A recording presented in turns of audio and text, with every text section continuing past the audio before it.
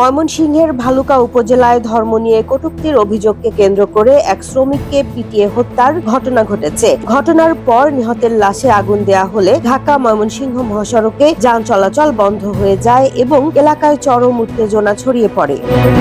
Police জানায়, বৃহস্পতিবার রাত ৯টার দিকে ভালুকা উপজেলার ডুবালিয়াপাড়া এলাকায় পাইওনিয়ার নিট কম্পোজিট কারখানায় এ ঘটনা ঘটে। নিহত শ্রমিকের নাম দীপু চন্দ্র দাস। তিনি তারাকান্দা উপজেলার বাসিন্দা রবিচন্দ্র দাসের ছেলে এবং ওই কারখানায় কর্মরত ছিলেন।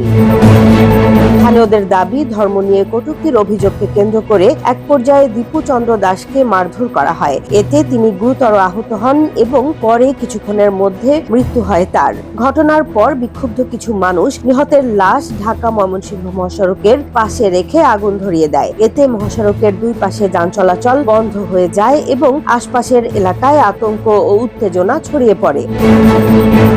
এই ঘটনায় এলাকায় আইনশৃঙ্খলা পরিস্থিতি স্বাভাবিক রাখতে অতিরিক্ত পুলিশ মোতায়েন করা হয়েছে। তবে ধর্মীয় অনুভূতিকে কেন্দ্র করে সহিংসতার এই ঘটনা নতুন করে উদ্বেগ তৈরি করেছে। পুলিশ বলছে, ঘটনার বিস্তারিত তদন্ত চলছে এবং দায়ীদের বিরুদ্ধে আইনগত ব্যবস্থা নেওয়া হবে।